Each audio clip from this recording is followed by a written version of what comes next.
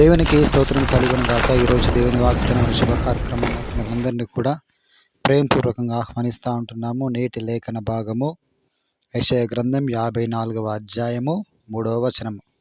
కుడివైపునకును ఎడమవైపునకును నీవు వ్యాపించెదవు, నీ సంతానము అన్యజనముల దేశమును స్వాధీనపరచుకొనును, పాడైన పట్టణములను నివాస స్థలముగా చేయును. దేవునికి స్తోత్రం కలుగును గాక. ప్రియదైజనమ ఈనాటి ఉదయకాల సమయంలో మరొక దినము మనకు అనుగ్రహించి ఉన్నాడు దేవుడు. ఈ ఉదయకాల సమయంలో ఒక అద్భుతమైన ఒక వాగ్దానం చేత ప్రభు నిన్ను ధైర్యపరుస్తూ ఉన్నాడు. అదేంటంటే, ఈ భూలోకంలో మనం ఏది చేయాలన్నా కూడా ముందు జాగ్రత్తగా ఆలోచించి ఏదైనా ఒకటి తీసుకుంటాం. అప్పటి మందం ఆలోచన చేసి చాలా తక్కువ మంది తీసుకుంటారు, కానీ కొంతమంది మాత్రము భవిష్యత్తును ఆలోచన చేసి భవిష్యత్తునికి ఇది మేలుకరంగా ఉంటుందని చెప్పి ఎక్కువగా తీసుకుంటారు. కొంతమంది ఎక్కువగా తీసుకోవడం జరుగుతూ ఉంటుంది. అయితే ఇక్కడ కూడా ఏం చెప్తా ఉన్నదంటే, దీని యొక్క లేఖనము దేనికి స్తోత్రంగా, నువ్వు కుడివైపునకును ఎడమవైపునకును నువ్వు వ్యాపించేదవును. మనం రైట్కి లెఫ్ట్కి కుడి ఎడమ వైపులకు మనం ఏం చేస్తామంట, విస్తరించదమంట. ఎప్పుడు రాబోతున్నటువంటి కాలంలో ఇది దేవుడు నిన్ననే మనకు తెలియజేస్తాడు. రాబో దినములలో నేను విడిపించబోతా ఉన్నాను అని. దేవునికి స్తోత్రం కలుగునగాక. ఇశ్రాయేలు ప్రజలు ఐగుప్తు దేశంలో నుంచి బయటికి వెళ్ళినప్పుడు విస్తారమైనటువంటి సమృద్ధి కలిగిన ఒక ఆస్తి చేత వారు బయటికి రావడం జరిగింది. దేవునికి స్తోత్రం కలుగునగాక. వారు బయటికి రావడమే కాక వారు దేవునితో వారు ముందుకు సాగుతూ ఉన్నప్పుడు వారి భూలోకంలో చూడలేనటువంటి మహా అద్భుతములన్నీ కూడా వారు చూడడం జరిగింది. దేవునికి స్తోత్రం.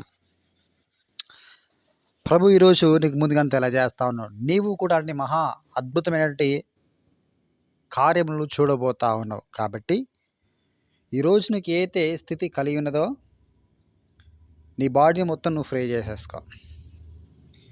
నీ కనుచూపును నీకు సాధ్యమైనంత వరకు విశాలపరచుకో. ఇప్పుడు ఈ ఒక చిన్న కార్యం కొరకు నువ్వు చూస్తా ఉన్నావేమో, ఈ చిన్న మేలు జరిగితే బాగుండని ఆలోచిస్తున్నావేమో, కానీ ప్రభు చెప్తున్న వాగ్దానం అంటే దూరదృష్టి కలిగి మనం చూడాలంట.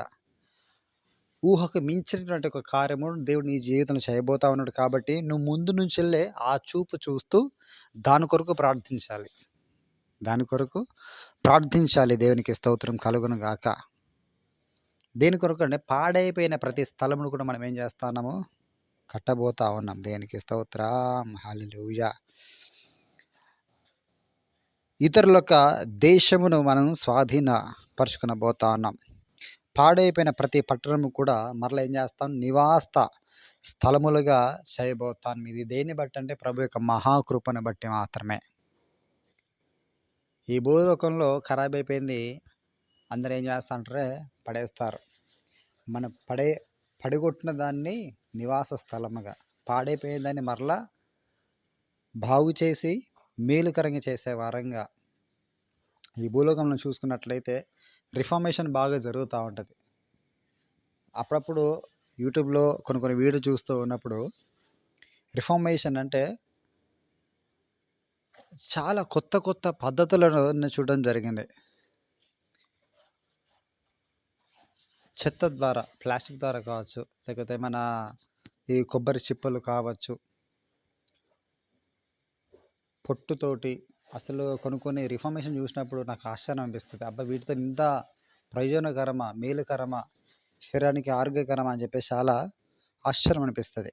సో పాడైపోయిన ప్రతిదీ కూడా మనం ఏం చేస్తామంటే పాడేస్తాం. కానీ దేవుడు నీ పట్ల కృప చూపుతున్న దాన్ని బట్టి పాడైపోయిన దాన్ని ఏం చేస్తాను, నివాస స్థలంగా అనేకులకు దీవెనకరంగా ఆశీర్వాదకరంగా పనులు కల్పించే విధంగా నీలో ఒక గొప్ప ట్రాన్స్ఫర్మేషన్ దేవుడు చేయబోతా ఉన్నాడు. ఊహ మించేటి కార్యముల ద్వారా దేవుడు చేయించబోతా ఉన్నాడు. దేనికి స్తోత్రం కలుగునుగాక. హల్లెలూయా. కుడికి ఎడమకి విస్తరించబోతా ఉన్నాము. అనేకమైనటువంటి దేశంలో స్వాధీనపరచుకొని పోతా ఉన్నాం. పాడైపోయిన స్థలములను మన నివాస స్థలంగా చేయబోతా ఉన్నాము. ఇదంతా కూడా దేవుడు రాబోతున్న దినములు చేయబోతా ఉన్నాడు కనుక ప్రభు నీకు ముందుగానే వాగ్దానం చేస్తూ ఉంటున్నాడు. నీ దృష్టి ఇక్కడ వరకే ఉందేమో, చిన్న మేలు పొందుకునే విధంగానే ఉందేమో, కానీ నువ్వు దూరదృష్టి కలిగి చూడమని. నేనైతే నా వ్యక్తిగత జీవితాల్లో ఎప్పుడు చిన్నగా ఏది కూడా తీసుకోను. ఒకటి తీసుకొని 2 తీసుకుంటా. దూరదృష్టి ఆలోచన చేస్తా. నాకు నిజంగా ఇది కలుగుతదని చెప్పి చేస్తూ ఉన్నప్పుడు నిశ్చయంగా దేవుడు ఆ రకంగా నన్ను బ్లెస్ చేస్తూ ముందుకు పోవడం జరిగింది. దేవునికి మాత్రమే దాని విషయంలో మహిమ కలుగును గాక. హల్లెలూయా! అలాగే మీరు కూడా చిన్నగా ఎప్పుడు కూడా చూడకండి. మన దేవుడు చాలా పెద్ద దేవుడు. ఆయన పెద్ద పెద్ద కార్యాలు చేస్తాడు. చిన్న చిన్న కార్యములు కాదు. ప్రభు వాగ్దానం చేస్తా ఉన్నాడు అదే. ఆయన మాట ఇచ్చి తప్పే దేవుడు కాదు. ఈ రోజు నుంచెల్లి చిన్నగా చూసే మనందరం కూడా పెద్దగా చూడబోతా ఉన్నాం. ఎందుకనగా మనం కుడి, ఎడమ విస్తరించబోతా ఉన్నాం.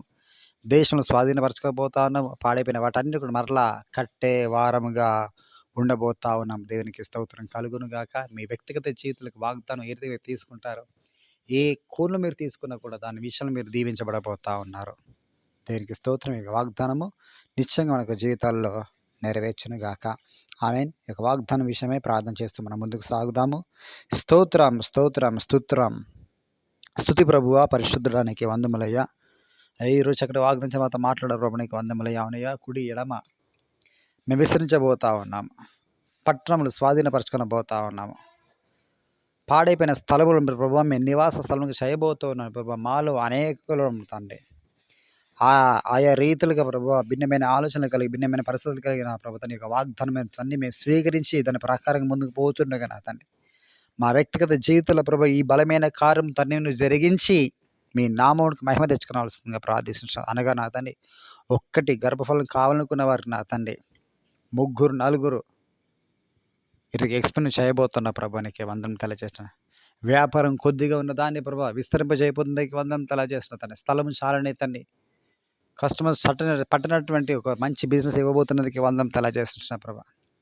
ఒక ఉద్యోగం నడితే తన 4 రకాల ఉద్యోగులు తెరచినందుకు నీకు వందనం తెలియజేస్తున్నాను ప్రభువానికి కృతజ్ఞత స్తుతులు స్తోత్రం తెలియజేస్తున్నాను. ఒక గృహం పాడైపోయిందేమో అనుకుంటే నా ప్రభు నా కొరకు తండ్రి ఒక విస్తారమైనటువంటి విశాలమైన ఒక గృహం తెరచినందుకే నీకు వందనం తెలియజేస్తున్నాను ప్రభు. వస్త్రాల విషయంలో, ఆహార విషయంలో ప్రభువ, కావలసిన వనరుల విషయంలో, ప్రతి దాని విషయంలో కూడా నా నీ కృప మాకు తోడును దయచేసి మమ్మల్ని విస్తరింపజేయబోతున్నందుకు వందనం తెలియజేస్తున్నాను ప్రభువ. మీరు ఏ కోణంలో తన ఆలోచన చేస్తూ ప్రార్థన చేస్తున్న ప్రతి విషయంలో కూడా తన బిడ్డలు మీరు దీవించండి, ఆశీర్వదించి విత్తబడిన వాక్య ప్రకారంగా, లేఖన భాగ ప్రకారంగా దీవించి దీవెనకరంగా మార్చే ప్రభావ మీరే మహిమ పొందాల్సిందిగా ఆరోపిస్తారు ప్రభువ. వాగ్దానంలో పాలు పొంది తన ఏకీవించిన ప్రతి బిడ్డను కూడా నా తండ్రి మీరు నిండారుగా మీరు దీవించి ఆశీర్వదించి ప్రభానికి మెండను కృపచేత ఎత్తిపట్టి మహిమ పొందాల్సిందిగా ఆరోపిస్తారు. సమస్తాన్ని తన హస్తాలకు అప్పేప్పుడు తండ్రి, మరి ఈ వారంలో ప్రభావ జరుగుతున్న మీటింగ్స్ కూడా నా తండ్రి నీ సాన్నిధ్యం ప్రభావ మాకు తోడుగా ఉంచిన ప్రభావ మాకు మంచి వాతావరణం మీరు అందించండి ప్రభువ. వర్షపాతం లేకున్నట్లుగా నా తండ్రి చక్కటి పొడివాత మాకు అందించండి ప్రభునికి మందములయ్య. అనేకులు రాబోచున్నగా నా తండ్రి ప్రతి ఒక్కరికి కావాల్సిన తండ్రి చక్కటి వర్తన ప్రభుని దాసుల ద్వారా సిద్ధపరచాల్సిందిగా ప్రార్థన చేసిన ప్రభునికి వందములయ్య.